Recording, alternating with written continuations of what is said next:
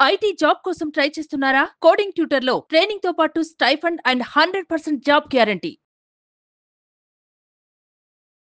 నమస్తే, welcome to Suman TV. నేను మీ సాయి. కర్ణాటక ప్రభుత్వం మొన్న మధ్య ప్రైవేట్ కంపెనీలలో ఐటీ సెక్టార్లలో కూడా 75% రిజర్వేషన్లు, గ్రూప్ సి గ్రూప్ డి 100% రిజర్వేషన్లు కల్పించాల్సిందే అనేటువంటి ఒక క్యాబినెట్ నిర్ణయం తీసుకుంటుంది అనేటువంటి సందర్భంలోనే ఒక వివాదాస్పదంగా మారినటువంటి సంఘటన చూసాం. అది వెనక్కి తీసుకున్నామని తాత్కాలికంగా చెప్పారు. తాజాగా మరొక సంచలనమైనటువంటి నిర్ణయం తీసుకున్నారు. దీని పట్ల భిన్న విమర్శలు వినిపిస్తున్నాయి. దానికి సంబంధించినటువంటి విషయాలు చూద్దాం. కర్ణాటక ప్రభుత్వంలోనే కొద్ది రోజుల వ్యవధిలోనే మరొక షాకింగ్ వార్త అని చెప్పొచ్చు. ఇది ఐటీ ఉద్యోగులకు 14 గంటల షాక్. బిల్లుకు కర్ణాటక సర్కార్ ఓకే, నేడు క్యాబినెట్ ఆమోదం, తర్వాత అసెంబ్లీలో పెడతారంటూ కూడా ఒక వార్తను చూస్తున్నాం. కర్ణాటక ప్రైవేట్ ఐటీ కంపెనీలు పరిశ్రమలలో స్థానికులకు 50% నుంచి 100% ఉద్యోగాలు ఇవ్వాలంటూ బిల్లు తెచ్చిన సిద్ధరామయ్య నేతృత్వంలోని కాంగ్రెస్ ప్రభుత్వం మరో వివాదాస్పద నిర్ణయం తీసుకుంది. ఐటీ ఉద్యోగులకు పని గంటలను 14 గంటలకు పెంచేందుకు సిద్ధమైంది. దేశంలో అత్యధిక ఐటీ సంస్థలు, వాటి అనుబంధ కంపెనీలు బెంగళూరు, మైసూరు నగరాల్లోనే ఉన్న సంగతి తెలిసిందే. 14 పని గంటల ప్రతిపాదనను ఐటీ కంపెనీలు ఇటీవల ప్రభుత్వానికి పంపాయి. సిద్ధు సర్కార్ మరో ఆలోచన లేకుండానే వాటి అమలుకు సిద్ధమైంది. పని సమయాన్ని 14 గంటలు పెంచుతూ Karnataka shops commercial establishment bill 2024ను తీసుకువచ్చేందుకు సిద్ధమైంది. సోమవారం క్యాబినెట్లో చర్చించి ప్రస్తుత శాసనసభ సమావేశాలలోనే బిల్లును ప్రవేశపెట్టే ఆలోచనలో ఉన్నట్టు తెలిసింది. ఐటీఈఎస్ బీపీఓలలో పనిచేసే ఉద్యోగుల పని గంటలను 12 నుంచి 14 గంటలకు పెంచాలని కార్మిక శాఖ నిర్ణయించింది. ప్రస్తుతం 10 గంటల వర్కింగ్ అవర్స్, 2 గంటల ఓవర్ టైం, మొత్తం 12 గంటలు పనిచేస్తున్నారు. దీనిని 12 గంటల వర్కింగ్ అవర్స్, 2 గంటల ఓవర్ టైంకు సవరించాలని బిల్లులో ప్రతిపాదించారు. ఈ పని గంటలు వరుసగా 3 నెలల్లో 125 గంటలకు మించరాదని పేర్కొన్నారు. సో ఆ 2 గంటల ఓవర్ టైంను జీతం ఇవ్వరు. సో ఈ నిర్ణయం పైన కర్ణాటక ఐటీఈఎస్ ఎంప్లాయ్మెంట్ యూనియన్ మండిపడింది. ఈ సవరణ బిల్లుపై చట్టం అయితే 3 షిఫ్ట్ల స్థానంలో 2 షిఫ్ట్ల విధానం వస్తుంది. ఐటీ రంగంలో పనిచేసే 20 లక్షల మంది ఉద్యోగులలో 3/3 మందికి తీసేసేటువంటి అవకాశం ఉందని ఆందోళన వ్యక్తం చేస్తున్నారు. ఉద్యోగులపైన పని ఒత్తిడి పెరుగుతుందని, 2 గంటలు అదనంగా పనిచేసేటువంటి వారు పలు అనారోగ్య సమస్యలు ఎదుర్కొంటారని తెలిపింది. దీనిపైన కార్మిక మంత్రి సంతోష్ లాడ్, ఐటీబీటీ శాఖ అధికారులతో ఉద్యోగుల సంఘం కార్యదర్శి సుహాన్ అడిగా అధ్యక్ష సురాజ్ నిడియా భేటీ అయ్యారు. కార్మికుడి వ్యక్తిగత జీవితాన్ని హరించే ప్రాథమిక హక్కులను కాలరాసే నిబంధనలను తెస్తున్నారని మండిపడ్డారు. మంత్రి లార్డ్ స్పందిస్తూ నిర్ణయం తీసుకునే ముందు మరోసారి చర్చిస్తామని తెలిపారు. ఐటీ దిగ్గజం ఇన్ఫోసిస్ వ్యవస్థాపకుడు నారాయణమూర్తి కొన్ని నెలల కిందట వారానికి 70 గంటలు పనిచేస్తే దేశ ఆర్థిక ప్రగతి వేగవంతం అవుతుందని, పలు దేశాల్లో ఇదే అమలు అవుతుందని వ్యాఖ్యానించిన సంగతి తెలిసిందే. సో దీనికి సంబంధించి సర్వేలు ఏం చెప్తున్నారంటే, సుదీర్ఘకాలం పనిచేసే ఐటీ ఉద్యోగులలో 45% మంది మానసిక సమస్యలు ఎదుర్కొంటున్నారని, ఒత్తిళ్లకు లోనవుతున్నారని Karnataka chamber of commerce industries తో పాటు ప్రపంచ ఆరోగ్య సంస్థ సహా పలు సంస్థలు చేసిన సర్వేలు తేల్చాయి. 55% మంది శారీరక సమస్యలు ఎదుర్కొనే పరిస్థితి ఉంటుందని వెల్లడైంది. వీరిలో 35% మంది బ్రెయిన్ స్ట్రోక్, 17% మంది గుండె జబ్బుల బారిన పడతారని కూడా వెల్లడించింది. సో ఇప్పుడున్నటువంటి పరిస్థితికి ఐటీ ఉద్యోగాలు చేస్తున్నటువంటి ఐటీ ఉద్యోగులు చాలా మంది ప్రెజర్గా ఫీల్ అవుతూ మానసిక ఒత్తిడి తట్టుకోలేక అనేక వ్యసనాలకు లోనవ్వడము, లేదంటే దాని నుంచి బయటపడడానికి వీకెండ్స్ వస్తే ఎక్కడికైనా ప్రదేశాలకు వెళ్ళడం, ఇలా నానా తంటాలు పడుతుంటారు వాళ్ళు ఉన్నటువంటి ఆ 5-6 డేస్లో చేసేటువంటి పని ఒత్తిడి భరించలేక. అలాంటిది ఇప్పుడు అది కాస్త 12 కాస్త 14 గంటలు చేస్తే ఆ మానసిక ఒత్తిడి మరింత పెరిగేటువంటి అవకాశం ఉంటుంది.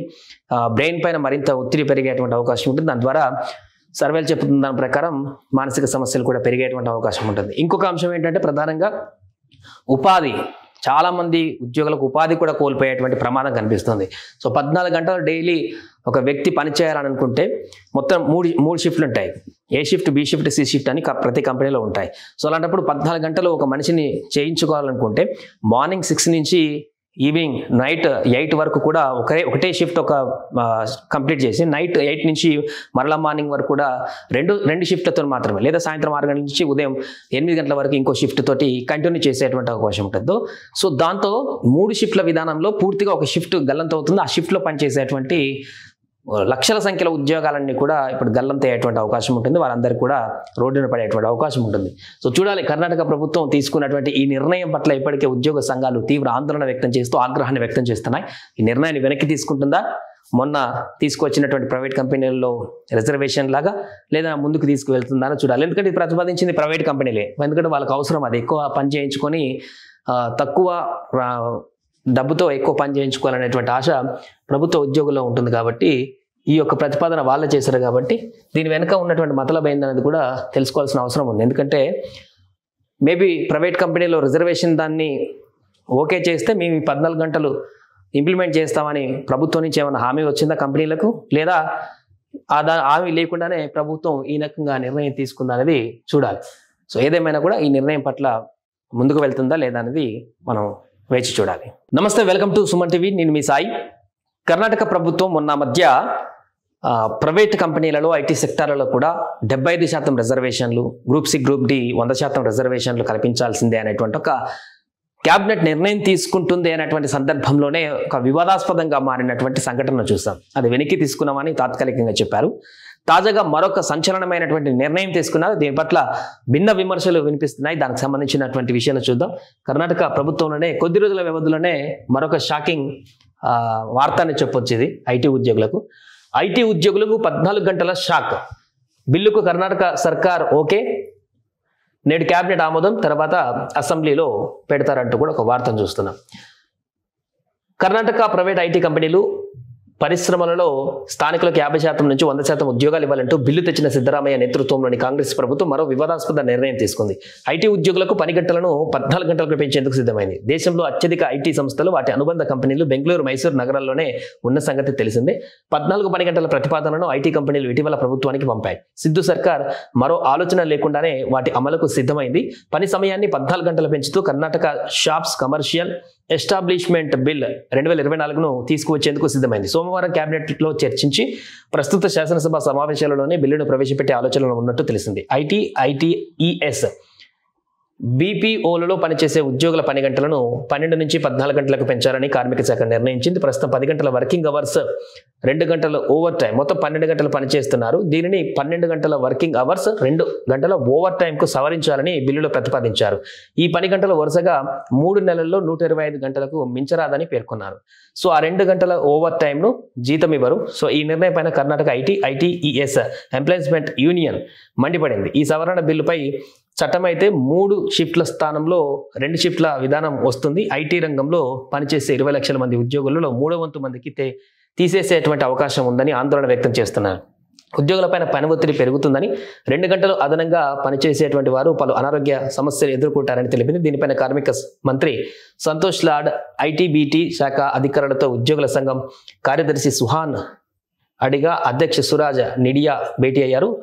కార్మికుడి వ్యక్తిగత జీవితాన్ని హరించే ప్రాథమిక హక్కులను కాలరాసే నిబంధనలను తెస్తున్నారని మండిపడ్డారు. మంత్రి లాడ్ స్పందిస్తూ నిర్ణయం తీసుకునే ముందు మరోసారి చర్చిస్తామని తెలిపారు. ఐటీ దిగ్గజం ఇన్ఫోసిస్ వ్యవస్థాపకుడు నారాయణమూర్తి కొన్ని నెలల కిందట వారానికి 70 గంటలు పనిచేస్తే దేశ ఆర్థిక ప్రగతి వేగవంతం అవుతుందని, పలు దేశాల్లో ఇదే అమలు అవుతుందని వ్యాఖ్యానించిన సంగతి తెలిసిందే. సో దీనికి సంబంధించి సర్వేలు ఏం చెప్తున్నాయంటే, సుదీర్ఘకాలం పనిచేసే ఐటీ ఉద్యోగులలో 45% మంది మానసిక సమస్యలు ఎదుర్కొంటున్నారని, ఒత్తిళ్లకు లోనవుతున్నారని Karnataka chamber of commerce industries తో పాటు ప్రపంచ ఆరోగ్య సంస్థ సహా పలు సంస్థలు చేసిన సర్వేలు తేల్చాయి. 55% మంది శారీరక సమస్యలు ఎదుర్కొనే పరిస్థితి ఉంటుందని వెల్లడైంది. వీరిలో 35% మంది బ్రెయిన్ స్ట్రోక్, 17% మంది గుండె జబ్బుల బారిన పడతారని కూడా వెల్లడించింది. సో ఇప్పుడున్నటువంటి పరిస్థితికి ఐటీ ఉద్యోగాలు చేస్తున్నటువంటి ఐటీ ఉద్యోగులు చాలా మంది ప్రెజర్గా ఫీల్ అవుతూ మానసిక ఒత్తిడి తట్టుకోలేక అనేక వ్యసనాలకు లోనవ్వడము, లేదంటే దాని నుంచి బయటపడడానికి వీకెండ్స్ వస్తే ఎక్కడికైనా ప్రదేశాలకు వెళ్ళడం, ఇలా నానా తంటాలు పడుతుంటారు. వాళ్ళు ఉన్నటువంటి ఆ 5-6 డేస్లో చేసేటువంటి పని ఒత్తిడి భరించలేక. అలాంటిది ఇప్పుడు అది కాస్త 12 కాస్త 14 గంటలు చేస్తే ఆ మానసిక ఒత్తిడి మరింత పెరిగేటువంటి అవకాశం ఉంటుంది. బ్రెయిన్ పైన మరింత ఒత్తిడి పెరిగేటువంటి అవకాశం ఉంటుంది. దాని ద్వారా సర్వేలు చెప్తున్న దాని ప్రకారం మానసిక సమస్యలు కూడా పెరిగేటువంటి అవకాశం ఉంటుంది. ఇంకొక అంశం ఏంటంటే ప్రధానంగా ఉపాధి. చాలా మంది ఉద్యోగులకు ఉపాధి కూడా కోల్పోయేటువంటి ప్రమాదం కనిపిస్తుంది. సో 14 గంటలు డైలీ ఒక వ్యక్తి పని చేయాలని అనుకుంటే మొత్తం మూడు షిఫ్ట్లు ఉంటాయి. A shift, B shift, C shift అని ప్రతి కంపెనీలో ఉంటాయి. సో అలాంటప్పుడు 14 గంటలు ఒక మనిషిని చేయించుకోవాలనుకుంటే మార్నింగ్ 6 నుంచి ఈవినింగ్ నైట్ 8 వరకు కూడా ఒకటే షిఫ్ట్ కంప్లీట్ చేసి నైట్ 8 నుంచి మరలా మార్నింగ్ వరకు కూడా రెండు షిఫ్ట్లతో మాత్రమే, లేదా సాయంత్రం 6 గంటల నుంచి ఉదయం 8 గంటల వరకు ఇంకో షిఫ్ట్ తోటి కంటిన్యూ చేసేటువంటి అవకాశం ఉంటుంది. సో దాంతో 3 షిఫ్ట్ల విధానంలో పూర్తిగా ఒక షిఫ్ట్ గల్లంతవుతుంది. ఆ షిఫ్ట్లో పనిచేసేటువంటి లక్షల సంఖ్యలో ఉద్యోగాలన్నీ కూడా ఇప్పుడు గల్లంతయ్యేటువంటి అవకాశం ఉంటుంది. వారందరికీ కూడా రోడ్డున పడేటువంటి అవకాశం ఉంటుంది. సో చూడాలి, కర్ణాటక ప్రభుత్వం తీసుకున్నటువంటి ఈ నిర్ణయం పట్ల ఇప్పటికే ఉద్యోగ సంఘాలు తీవ్ర ఆందోళన వ్యక్తం చేస్తూ ఆగ్రహాన్ని వ్యక్తం చేస్తున్నాయి. ఈ నిర్ణయాన్ని వెనక్కి తీసుకుంటుందా, మొన్న తీసుకొచ్చినటువంటి ప్రైవేట్ కంపెనీల్లో రిజర్వేషన్ లాగా లేదా ముందుకు తీసుకువెళ్తుందా అని చూడాలి. ఎందుకంటే ఇది ప్రతిపాదించింది ప్రైవేట్ కంపెనీలే, ఎందుకంటే వాళ్ళకి అవసరం అది, ఎక్కువ పని చేయించుకొని తక్కువ డబ్బుతో ఎక్కువ పని చేయించుకోవాలనేటువంటి ఆశ ప్రభుత్వ ఉద్యోగుల్లో ఉంటుంది. కాబట్టి ఈ యొక్క ప్రతిపాదన వాళ్ళే చేశారు. కాబట్టి దీని వెనుక ఉన్నటువంటి మతలబ్ ఏందనేది కూడా తెలుసుకోవాల్సిన అవసరం ఉంది. ఎందుకంటే మేబీ ప్రైవేట్ కంపెనీలో రిజర్వేషన్ దాన్ని ఓకే చేస్తే మేము ఈ 14 గంటలు ఇంప్లిమెంట్ చేస్తామని ప్రభుత్వం నుంచి ఏమైనా హామీ వచ్చిందా కంపెనీలకు, లేదా హామీ లేకుండానే ప్రభుత్వం ఈ రకంగా నిర్ణయం తీసుకుందా అనేది చూడాలి. సో ఏదేమైనా కూడా ఈ నిర్ణయం పట్ల ముందుకు వెళ్తుందా లేదా అనేది మనం వేచి చూడాలి.